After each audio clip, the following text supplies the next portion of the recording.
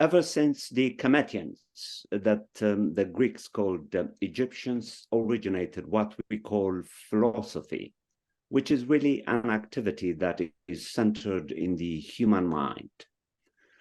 Philosophy had migrated to the West via Greece, and the humble and secure Greek philosophers, beginning with Plato through Aristotle, and a list of them humbly pay homage and tribute to the Cometian priests in which they learned how to philosophize, which in the course of time led the great Plato himself to renuminate and say the following: until kings learn how to philosophize, and the philosophy itself becomes a genuine and adequate activity, that rulers should also philosophize, the world as we know it will neither be prosperous or happy, the philosopher mused. This yearning for aligning philosophy with politics or leadership to have an organizing principle called philosophy, this yearning really has not been realized until recently. One of the greatest philosophers of our time, and I really mean this from my heart, variously described as a titanic intellect, that he is a philosopher with a prophetic voice and an analytic mind, and a philosopher who cares for the world, arrives on the American scene and is now seeking to run for what he calls truth and justice, not merely running for the institution of the presidency. Professor Cornel West does not need any introduction. Among other things, he's the author of 20 books.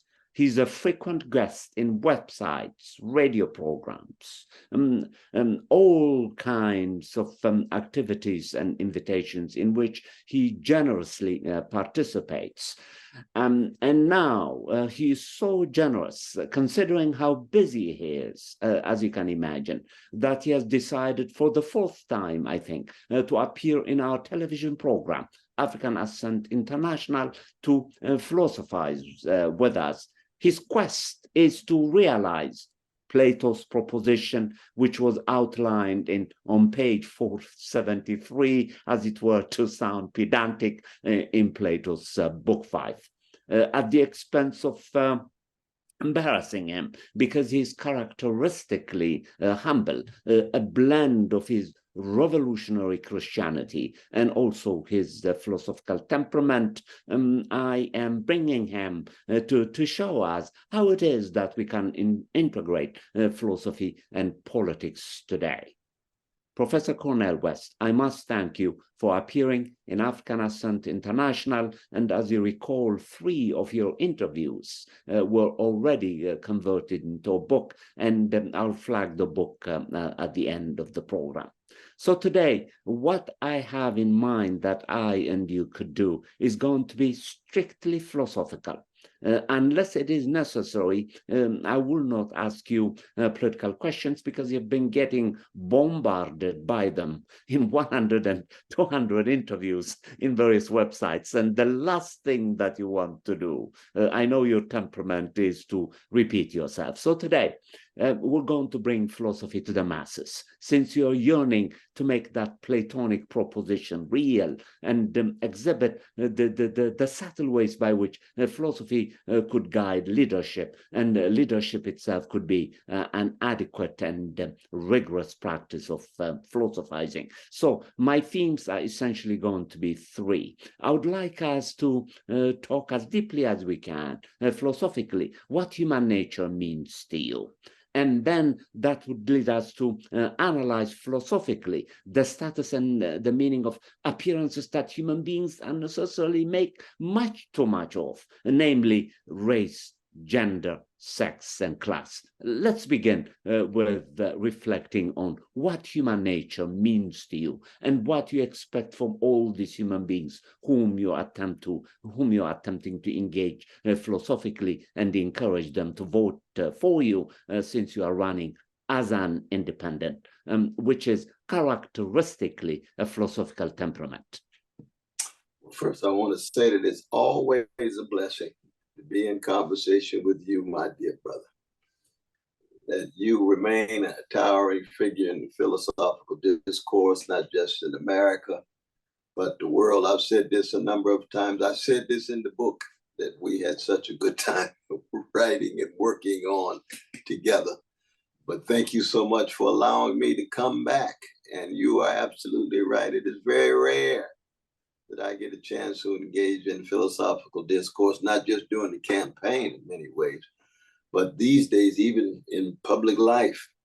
So to be able to zero in on a question like human nature, very complicated, of course, because human nature is a combination of the biological and the cultural, of nature and nurture, of sets of instincts and appetites, because we are animals. We are animals with a language, as Aristotle would put it, animals with logos, with rationality. But we're also more than that. We also have personalities and spirits that allow us to transcend and transform our appetites and our instincts into something called habits, as John Dewey would put it in his great work, Human Nature and Human Conduct of 1922. Habits and practices. So that on the one hand, you've got the degree to which we are these animals in the world, driven by certain instincts and appetites. On the other hand, we are animals with language, with spirit, with personalities, who are socialized in such a way that we can transcend and transform not just our circumstances and conditions, but our very appetites and our very instincts. We can never eliminate them, but we can educate them. That's why paideia sits at the very center of any philosophical discourse. Plato's right about that in the Republic. That's why the Republic is very much, as Rousseau said, it's a text on education more than it is on anything else, because he's trying to displace Homer, who was the source of paideia in Greece. He's trying to displace the poets with philosophy. Philosophy becomes the center, the source. You remember 607b5 in Book 10 of the Republic, the traditional quarrel between philosophy and poetry. And he's already engaged in his indictment of Homer, and he's trying to initiate through the figure Socrates, and given his mentor and master Socrates, who was killed by the demos in Athens.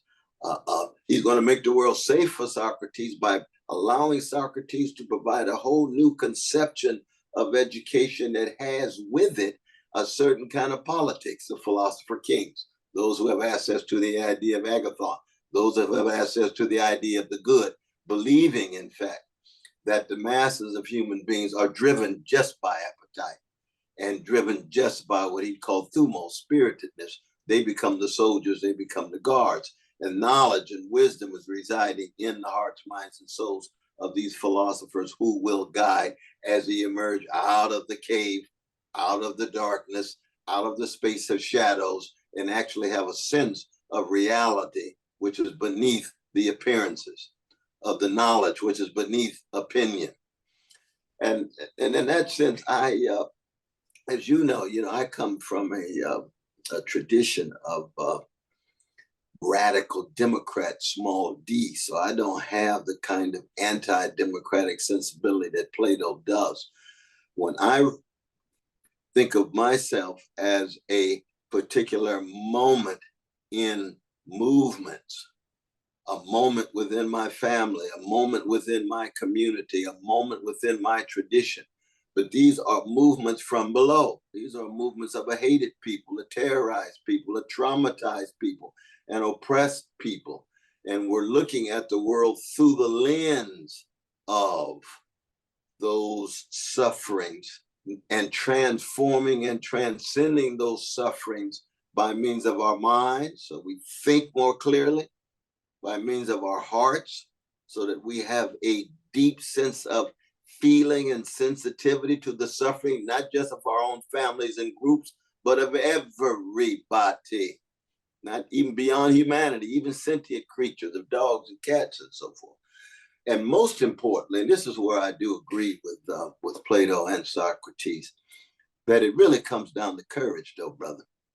You see, that philosophy at its deepest level is a mustering the courage to think critically in such a way that you can act more courageously and compassionately, so that any philosophical discourse is tied to discourse about virtues. And any discourse of virtues has to deal with the enabling virtue, which is courage. All the other virtues are empty if there's no courage. If there's only cowardliness, then any kind of talk about virtue is shattered, because the moment you have to be courageous, people are not courageous, they're cowardly. And if they're cowardly, then there is no philosophical discourse across the board. Now, of course, theologically, we can just put it in terms of God can't use cowards. So that one's relation to the most powerful forces in the universe, if you are part of that relation but have no courage, then in the end it's empty, it's shallow, it's vacuous, it's hollow, as T.S. Eliot would put it in that great poem 1930, The Hollow Men. And so I think the crucial thing, especially in our day and time, is how do we enable courage in a moment in which it looks as if morality and spirituality have no place in an age of barbarity. Because an age of barbarity is simply saying to people, give up on moral courage, appeal to your appetite and instincts, which tend to be narcissistic or tribal, be concerned only about your folk, and it's all might makes right, it's all power dictates any morality, it's all stronger, crush the weaker by means of military equipment, by means of military technology.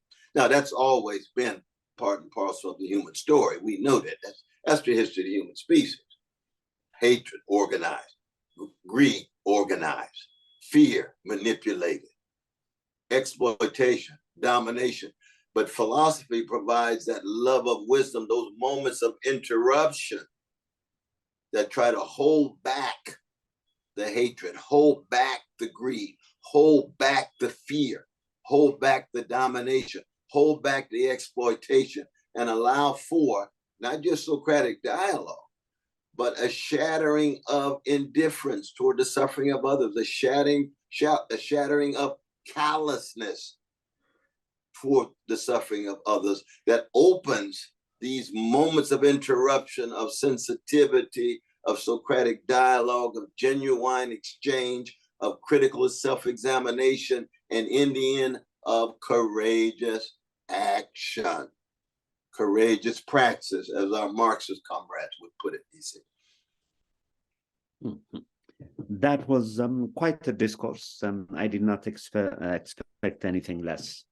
Pursuing that theme, Professor Cornel West, let's now get into this tension, as you know, that Plato was the first to rigorously analyze between appearances and truth, such that race in particular, as well as gender, as well as sex, are really, in the end, correct me if I'm wrong, appearances, and to that degree, only partial truths. Whereas the self itself is much more than these appearances, because the self is a realization of truth with capital T. But these appearances, which are partial components of it, interrupt the possibility of the self to fully realize itself as intelligent, morally organized, and capable of autonomously thinking for itself, while it is shadowed by and conditioned by, socialized by these partial truths that empty the self in the end of its possibilities. Your candidacy is a very courageous attempt to penetrate these partial truths, and as you said when you introduced yourself, to push the self to realize its possibilities and also push yourself to maximally give the best of you to the voters to whom you will be appealing. Mm-hmm. Yeah, appreciate that formulation, my brother. You see, for me, I begin with human fallibility. And by fallibility, what I mean is that whatever lens through which we view the world, no one of us can ever have a monopoly on truth, capital T. We can have access to truth, small t's, that are better than half truths and that are much better than lies. But in the end, truth, capital T, is still a kind of mystery. Now, I'm not a mystic, but I believe in the crucial role of mystery. There's something that's always bigger than our human hearts and minds and souls and bodies have access to. So that I'm very informed by the Nietzschean critique of Plato, when Nietzsche says that the distinction between reality and appearance can be overly simplistic, because it might be just a series of appearances that are appearing in different contexts. And that if we never have access to reality, capital R, like Kant's being on zinc, like Kant's thing in and of itself, right? That the human mind, the conceptual schemes, never have access to. It's always mediated with fallible conceptual schemes. And I resonate with that Nietzschean critique. I resonate with the Kantian sensibility that we never have direct access to the Dion Zinc, the thing in itself, reality, capital R, truth, capital T. That's just human fallibility. Now, that does not lead toward a relativism or a sophomoric nihilism. It leads toward a contextualism, what the lens through which we view the world are always in certain historical context, which means that we can still see much, but we can never see everything. Or as Adorno put it in that wonderful section 29 of Minimum Moralia, that wonderful little section on it's got the quiet force. He says, the splinter in one's own eye is the biggest magnifying glass. Mm-hmm. The splinter in one's eye is the biggest magnifying glass. And that's a formulation of Jesus's words in the 7th chapter of Matthew, where he talks about the mote and the beam in one's eye ought to humble oneself, because no one has direct access to truth. We ought to be sensitive to the insights people have, but also mindful of their shortcomings, because we have insights, but we also have shortcomings. But what is that to say? It is to say then that the quest and the pursuit of truth is endless, it's perennial for fallible, finite creatures, for temporal historical organisms like ourselves with language. But it means then that we have to be even more courageous in our quest for truth. And I would add beauty, I would add goodness, and I would also add the holy.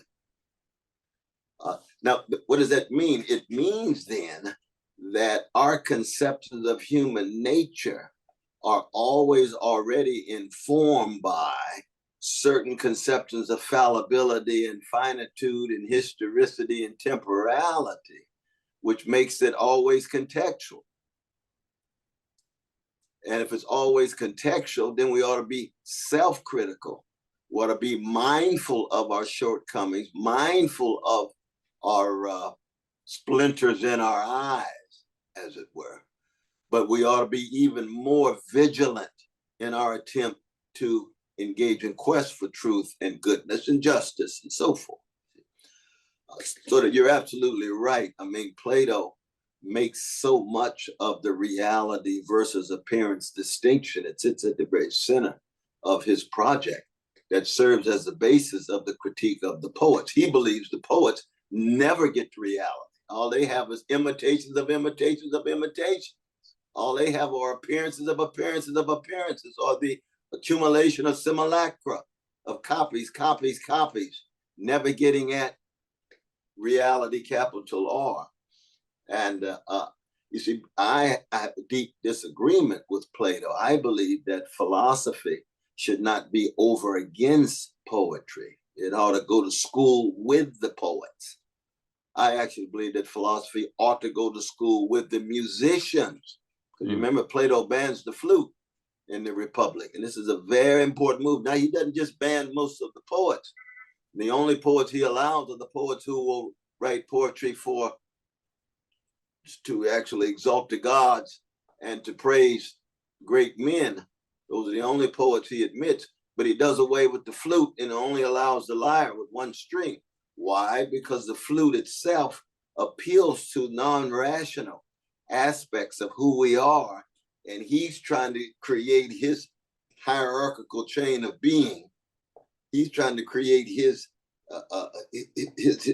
good state tied to good life, given the hierarchical rankings that he puts forward. And he wants to do that by ensuring that you don't have appeals to the non-rational sides of people, especially the philosophers. Now, as a jazz man and as a blues man, you see, I believe in the fact that you can never think that you can overlook or overcome the non-rational. The question is, how do you appeal to the non-rational in such a way that it's tied to compassion and love and sensitivity and tenderness and sweetness and kindness? That's a certain kind of paideia that's grounded in the intersection of the appetites and the instincts and the habits and the practices. And so it's a very different sensibility. I'm much more tied to poets and musicians than Plato is. He wants rationality and a certain kind of logos confined to argument and rational narrative. I want that plus something else. I'm not against philosophy. I'm not against science. But I just think that human beings are the kind of organisms where we have to come to terms with how they wrestle with death, dread, despair, disappointment, suffering, crisis, and catastrophe. And you can't have a philosophical discourse about death, dread, despair, and disappointment if you're concerned solely about the rational. If you're concerned solely about a narrow conception of logos, is what Whitehead called one-eyed reason. Beautiful, beautiful phrase. And I think that's in the Adventures of Ideas, that great classic of his that he wrote in the 30s. So that I'm not anti-science, I'm not anti-philosophy, but I think we need a robust conception of philosophy that's grounded in a blues tradition. And in that blues and jazz tradition, it's one in which the poets and the musicians and the philosophers are in dialogue with each other in a respectful way. But there's a splinter in the eye of all of them. Additionally, Professor Cornel West, having witnessed these phenomenal lectures that you've been giving as a professor at some of the leading universities in the country, Princeton, Harvard, the seminar itself, and so on, I've always been impressed by the philosophical rigor through which you look at the fluidity of the self as it embodies itself in sex and gender, for example. Following the great Judith Butler, you are the only philosopher who is seeking a public office, who is engaging what it means to identify yourself with this sex, with that gender, on philosophical grounds as fluidity.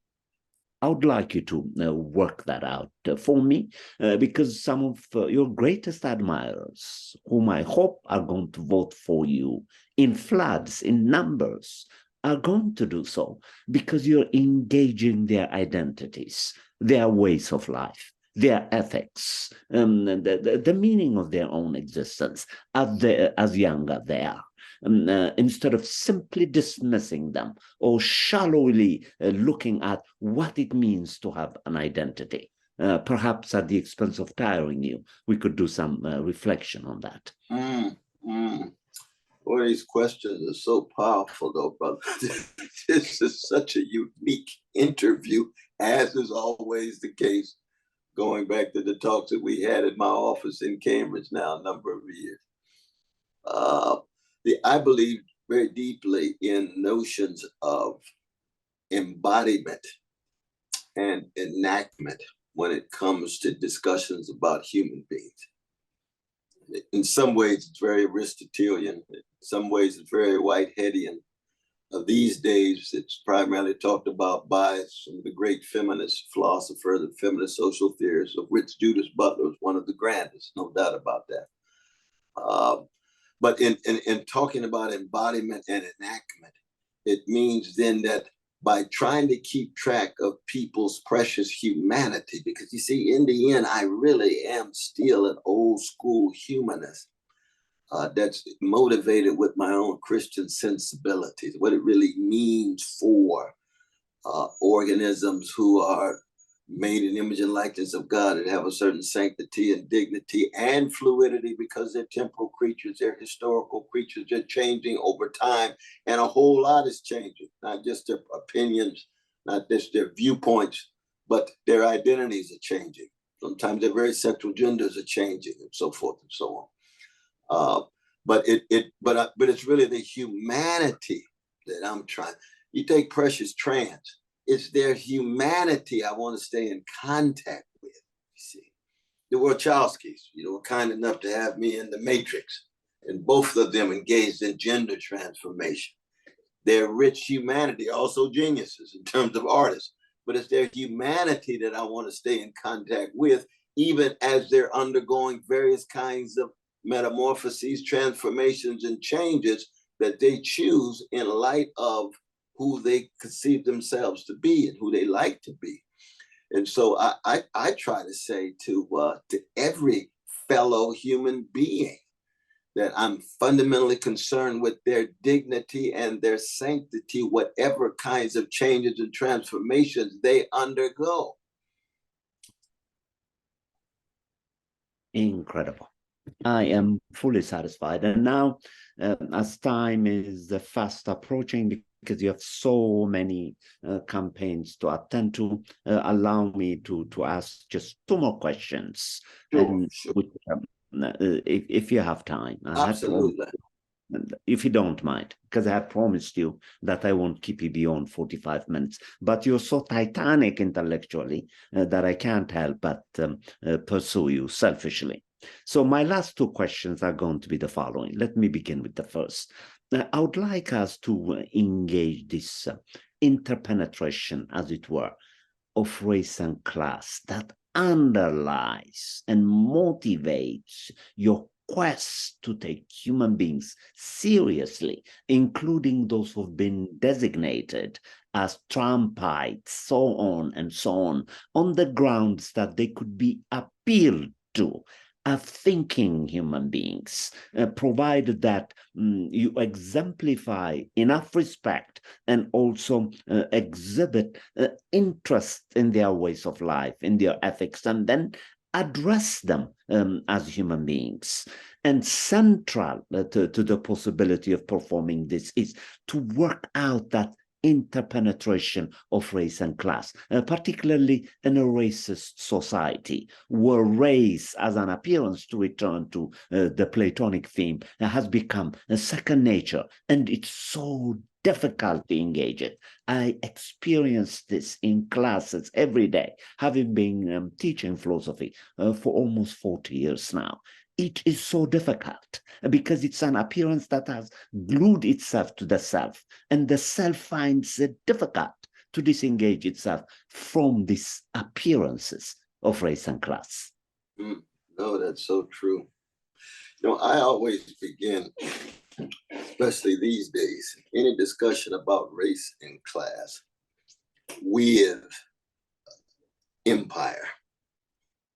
You see, the race is very much a modern notion. It's a modern construct that was rooted in, on the one hand, predatory capitalist processes that were extended across national boundaries, in many ways across the ocean. We're talking about the Europeanization of the world, beginning in 1492, and bringing with it these deeply white supremacist notions of non-European peoples. And because they're predatory capitalist processes, they already have with them deep class-centered orientations. So that the very notion of modernity, which is very much a creation of European empires extending themselves across the globe and around the world and carrying with them capitalist processes in which class is central, and then deeply white supremacist processes in which race is central. And the two are so intertwined because they're looking both for labor markets, namely African workers, after the engagement with our indigenous brothers and sisters, and them not being able to pull off a project in which indigenous brothers and sisters serve as the center of their labor force, they found it in Africa.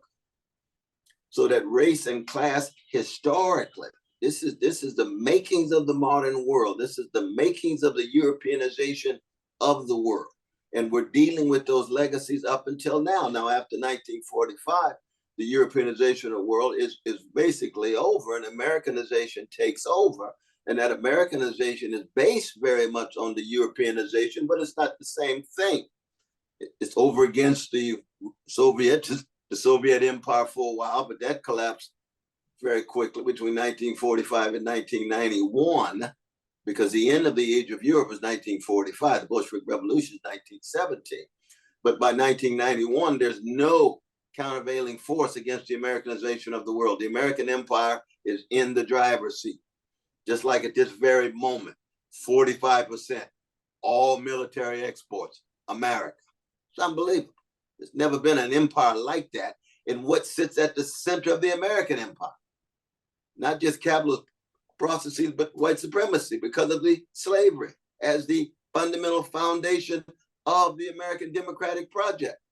Yeah, there's some wonderful things about the American empire. We could talk about Louis Armstrong and Sarah Vaughan and Stephen Sondheim and Melville and some Curtis Mayfield and some other beautiful individuals who constitute traditions in it. But we know economically speaking and politically speaking, it sits at the very center of the capitalist expansion and white supremacy as rationalization of those capitalist processes in which non-European peoples are treated less than human, and their labor would produce the wealth that would constitute the precondition for the United States. For the United States. In the same way, actually, that the Europeanization of the world really in some ways also begins at a moment in which Jews are expelled internally in Spain in 1492 from Europe. And it ends in 1945, the inability to come to terms with the precious humanity of Jews, with the concentration camps, of the gangsters, of Hitlers and the Nazis and others. Well, in the Americanization of the world, the blowback is indigenous peoples and Black peoples, because the underside of Americanization is genocide of indigenous peoples, enslavement of African peoples.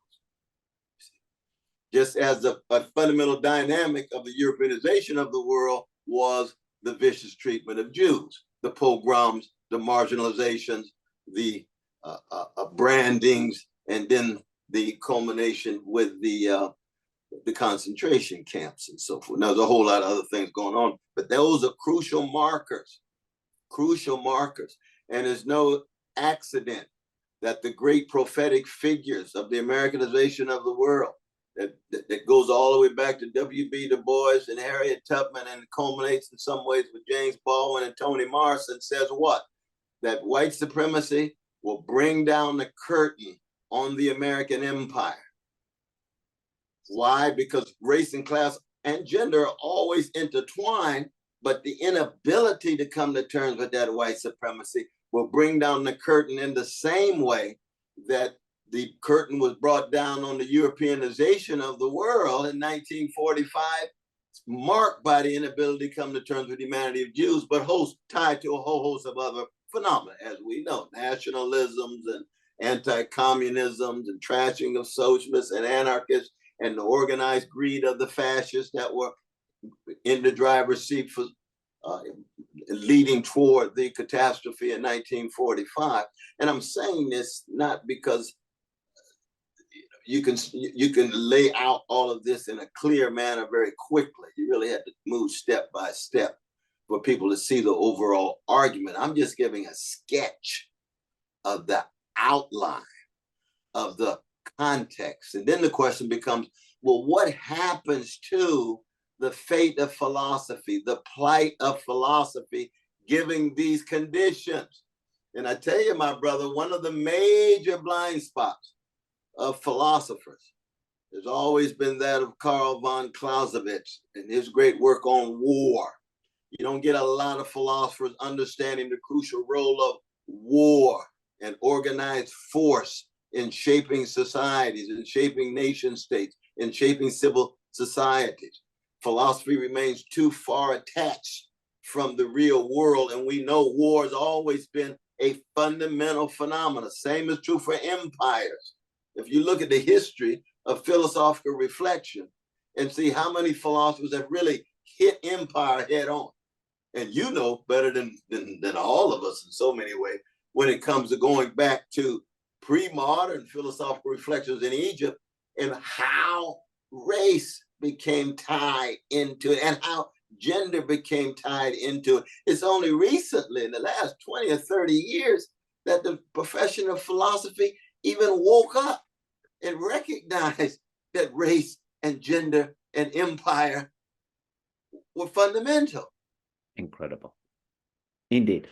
And Professor Cornel West, you are one of the few philosophers, in my judgment, who has taken Fanon seriously, Yes. Whose name you courageously invoke, because his name has been demonized as the apostle of violence, which he is not. He is the first, correct me if I'm wrong, who saw the interpenetration of race and class, in which it says the notion of class, as fertile and as powerful as it is, has to be stretched so that it can have a space for race. That is a remarkable insight. That's right. Here you have an attempt to address both and gently asking that we stretch the notion of class so that it can embrace race.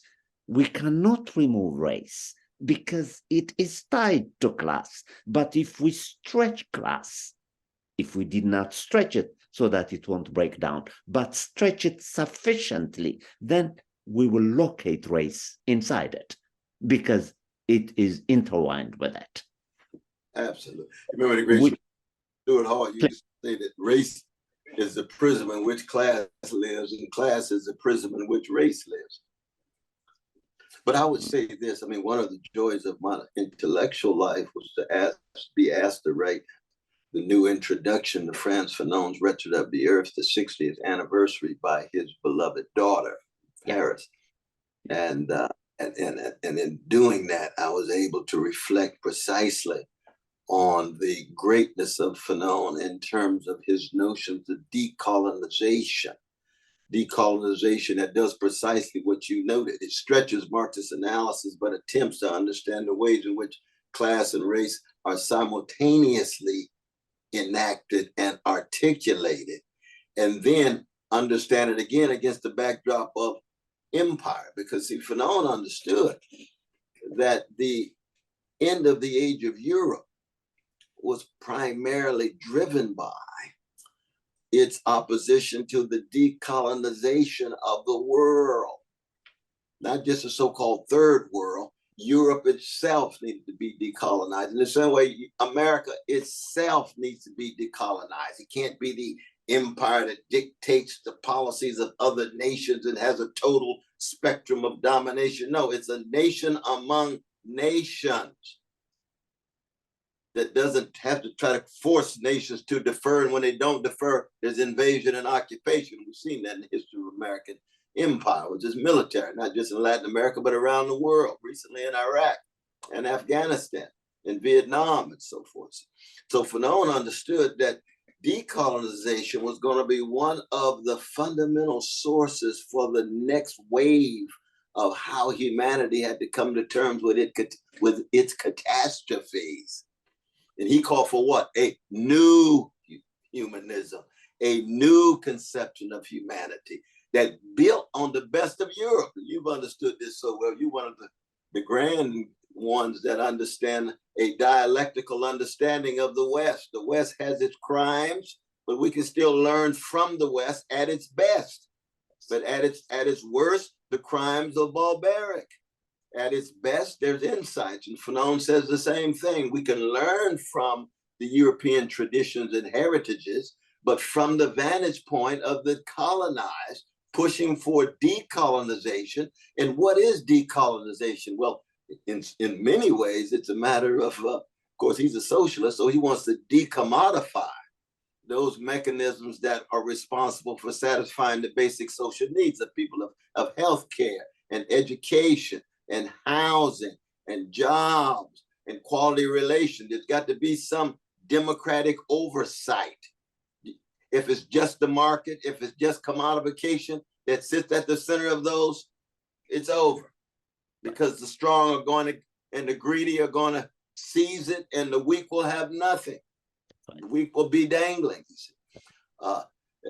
So that you're right. I mean, I think Fanon is one of the indispensable voices, figures, philosophers, and he understands the crucial role of the psychic, what I would call the personality and the soul. The sense of being demeaned and degraded and having no confidence and having little self-respect and self-esteem and self-regard, especially if you've been hated and terrorized and traumatized for 400 years. Frantz Fanon understood that coming out of Martinique and being trained in France. And of course, we can't mention him without his teacher, Amos Césaire. But we could go on in terms of that coterie of figures. But at the same time, you know, I've got my disagreements with Fanon as well, because I tend to be much more closer to Martin King when it comes to the roles of violence. He has a cathartic conception of violence, in which certain kinds of violence has a cleansing effect and so forth and so on. And I'm not convinced of that, but I understand the nature of his claim, but I'm not convinced of that. But that's part and parcel of what philosophical discourse is all about. Incredible. Because none of us have a monopoly on truth.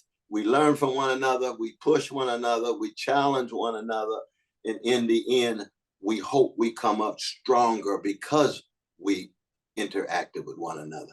Incredible. Which invariably led me to admire very deeply your response to the situation of Israeli babies who, to use your term, were victims of an ugly violence, which is precisely, I think, an exemplification of your tentative endorsement of violence, and that it may not always be a cleansing force, but rather a destructive one. I appreciate that. It was courageous, although it enraged the left. And it's important to make that distinction, though, brother, because unlike Martin King and Desmond Tutu, Desmond was my dear brother, I love very deeply.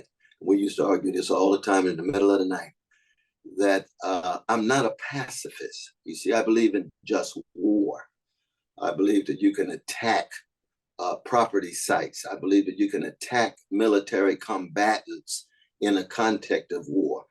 I just have no patience whatsoever for the killing of innocent people, no matter who they are, Israeli, Palestinian, Ethiopian, Lithuanian, Russian, Guatemalan, and so forth. For me, those constitute war crimes. And of course, you have war crimes institutionalized under decades-long occupations and decades-long domination, in which innocent people are being killed daily and monthly. Those are war crimes over and over again. And we've seen this under the vicious Israeli occupation. But at the same time, I refuse to in any way look away from the killing of innocent people. It could be Hamas killing innocent Israelis. It could be U.S. soldiers killing, innocent Vietnamese children. I mean, whatever actors they are, there's got to be some role for accenting the moral dimension of this barbaric situation, even given the history of these very ugly occupations and dominations and so forth. Yes, I personally deeply appreciate the brilliance and consistency of your humanity, this consistent rendition of the preciousness of Palestinian babies, Ethiopian babies, and Israeli babies is not only original, but humbly enlightening. Humanity needs it. My final question is the following, and it's really the final one, but it has to be addressed. Your admirers among the members of the left are upset with you after you made a move to run as an independent. Among other things, they contend that organizing the working class in particular, organizing the marginalized, is going to require a political party. As you know, this is not a new debate. It was a debate, for example, that was fiercely fought in Italian Marxism. My first book was a book on Antonio Gramsci, between Bordiga, who was a consummate admirer of the political party, and Antonio Gramsci, who was struggling with the idea of democratizing human lives at the workplace through what he then called factory councils. I know you know this literature inside and out. I would like us to end our philosophical discourse today by thinking deeply about what organization means to you. Well, one is that you are absolutely right that Gramsci, towering figure that he is. I mean, other than Vico and Aquinas, he's probably the greatest Italian philosopher in the history of Italy. And he understood the relation between organizational capacity and intellectual articulation, or what he called elaboration, that wonderful word that Edward Said used to talk about with such power. I can see him talking about that right now in the classroom at Columbia, teaching Gramsci. But you see, in the United States, the left is so weak and it is so feeble. The United States is a profoundly conservative culture and a profoundly capitalist society. So that when the left ever attempts to be strong, it usually is crushed militarily with the FBI, crushed internally with spies and so forth. And because the American capitalist economy has so many carrots that you end up with trade union movements that are business unions rather than militant unions. You have Black leadership that is more and more neoliberal because they accept the carrots of the capitalist society and the various forms of status rather than being in solidarity with poor and working people. So that historically it's been very, very difficult to create and sustain a party. It could be communist, it could be socialist, it could be leftist, whatever, on the American terrain. Trotsky used to say when he was in Mexico before Stalin viciously had him killed, he said, America is in need of a fundamental revolution, but one wonders whether it has the capacity to undergo such a revolution because of its weak left organizations. He's absolutely right. He's absolutely right. So what does one do at this particular historical moment? Well, if you initiate an attempt of creating a political party, that's a 30 or 40-year operation. I'm not against it, But things are at such a state of emergency that we've got to do something to at least allow the left tradition to be made visible and accessible to a younger generation. I thought the Green Party could do that, but it turned out it's just too weak and feeble itself and dysfunctional. And I would have to spend so much time dealing with internal Green Party dynamics rather than going directly to the people. They had all kind of 4 debates and going to state gatherings and all the webinars of the Green Party. I got to get out and see the people. And the Green Party is not a mass-based party at all. I kicked off in Mississippi with the Emmett Till family and with Jenkins and Parker, who have been brutalized by the police. You go down there and you mention the Green Party, black folk ain't never heard no Green Party in Mississippi. Even though the Green Party is there, they just hadn't heard of it. It doesn't have that kind of visibility. I'm not putting them down. This is just a reality.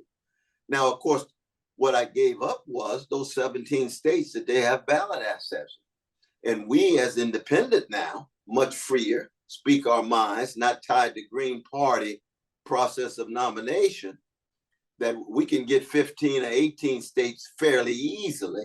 And we hope we can end up with about 35, but we may end up with 35 states or so rather than the 42 that Sister Jill Stein and Brother Jamu Baraka had. Now, what I do agree with the critique of Baraka and others that say, well, part of the challenge of running independent is that you can end up running an individualistic campaign. Yes. That focuses primarily on you. Now, they're right about that. But I don't think that individualism is the same as independent.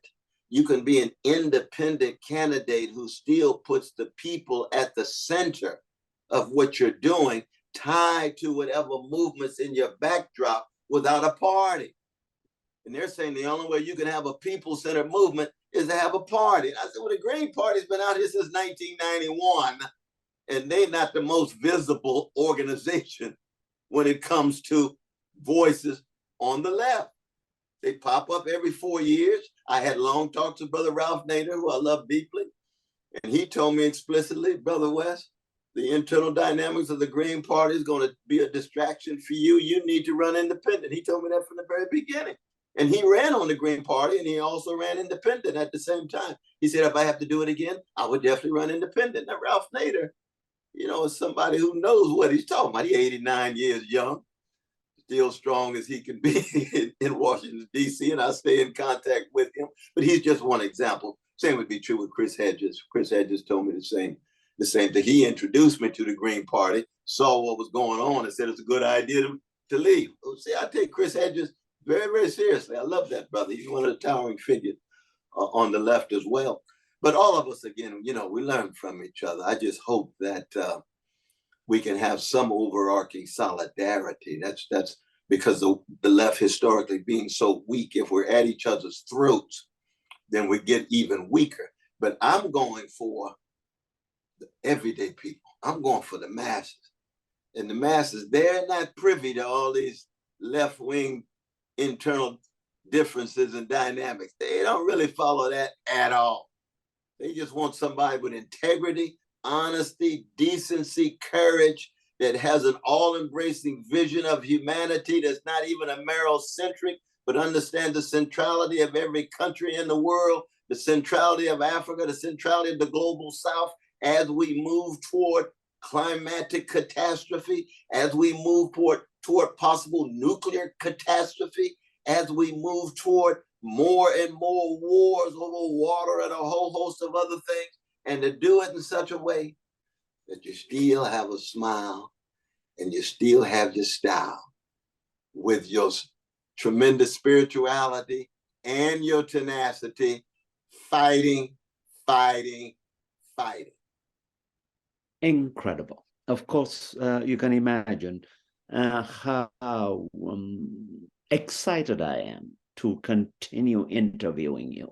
I wish it was possible to interview you for 3 hours without that. I haven't even begun the interview. Cornel West. But I have to thank you deeply from the nerve center of my being for giving time to African Ascent International, and in my judgment, gave us a historic interview as a philosopher and as a politician with a moral disposition, which was Kant's dream. Kant's dream was the cultivation of a politician with a moral disposition. What we call politics need not necessarily be ugly and self-centered. It could be anchored on the morals themselves, as the great Noam Chomsky has been arguing linguistically for the past 23 years. I wish you well, and I thank you again. Thank you so much, my dear brother. I salute you. Love you, man. Thank you so much. Definitely. All right.